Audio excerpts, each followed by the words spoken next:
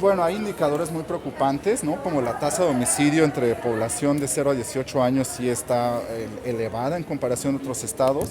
Sí figura dentro de los primeros lugares dentro de las cifras que tenemos acceso y ha incrementado, ¿no? Que eso también es una problemática bastante compleja. Creemos que hay otra situación que pueden abonar a las vulnerabilidades de niñas, niños y adolescentes. Es un estado con mucho desplazamiento, tanto interno como externo, como población internacional.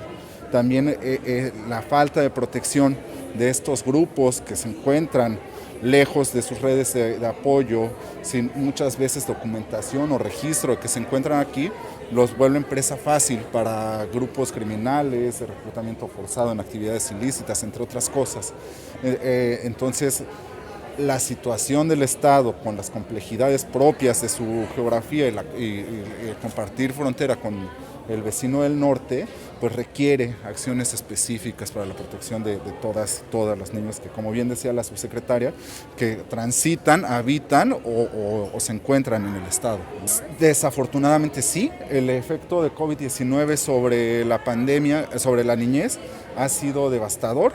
Previo a la situación de COVID, la niñez en este país tenía una situación que nos preocupaba mucho, ¿no? Tasas de educación con castigos superiores al 60%, indicadores de asesinatos, 7 diariamente niños en este país estaban siendo asesinados. Éramos el tercer país, más de 3.1 millones de niños movilizados en trabajo infantil. No tenemos bien del dato de cuántos están siendo movilizados por grupos criminales, pero se estima que son arriba de decenas de miles. Entonces ya había una situación muy compleja.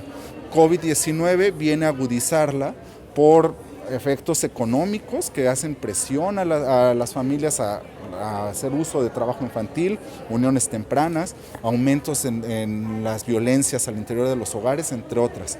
Ahora más que nunca necesitamos que gobiernos, sociedad civil, instituciones internacionales, iniciativa privada, juntemos esfuerzos para erradicar esta violencia, porque si no, la problemática social va a ser mayor en unos años y no muy lejanos.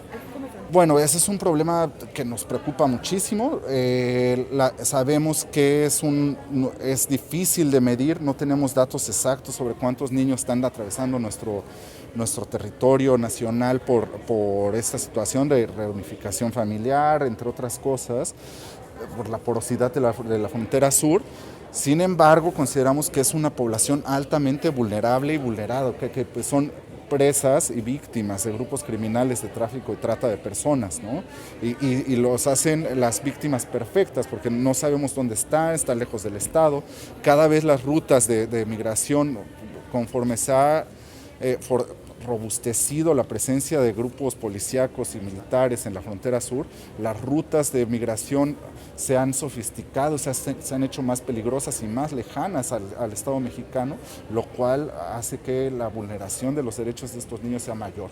Y la presencia de sistemas TIFs, de CIPINAS, de procuradurías y de comisiones de derechos humanos sea más lejana. Entonces sí hacemos un llamado a atender particularmente a esta población que vive en unas condiciones de vulnerabilidad increíble. El efecto de la pandemia que ha llevado fuera de las aulas y de los sistemas educativos formales a millones de niños, tiene un efecto bastante nocivo en trabajo y ocupación infantil. Sabemos que la primera industria donde se ocupa la mano de obra infantil es en los servicios, ¿no? En la venta en vía pública, mendicidad forzada. Hay presencia de grupos criminales también bastante sofisticados, explotando la condición de esta niñez, y por eso también el quehacer de los estados es cada vez más apremiante, ¿no? Aquí hay un reto particular. Cómo atender el caso sin caer en prácticas violatorias de derechos como limpieza social, entre otras cosas. El llamado aquí a las autoridades municipales en específico es muy, muy cuidadoso. Necesitamos conocer bien el problema. No sabemos cuántos niños sí están trabajando con sus familias y cuántos niños están siendo víctimas de grupos criminales más sofisticados. ¿Cuáles están en las dos canchas? ¿Dónde están? ¿De dónde vienen? ¿Por qué vienen? O sea, necesitamos diagnósticos mucho más certeros y adecuados. Las autoridades municipales tienen mucho que hacer aquí, puesto que sí son las fuerzas del orden municipal quienes son los principales violentadores de estos grupos que pueden caer en prácticas muy nocivas también para los derechos de la niñez.